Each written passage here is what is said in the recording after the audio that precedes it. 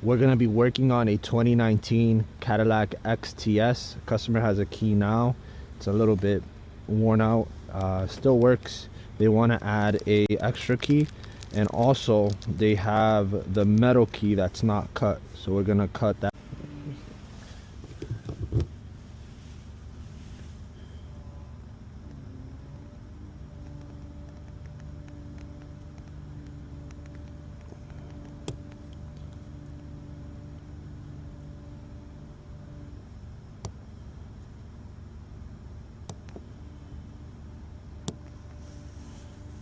Cut the emergency key using the bittings we got from the leashy. Let's make sure this works.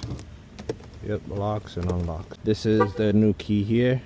Now it unlocks the car, also locks it.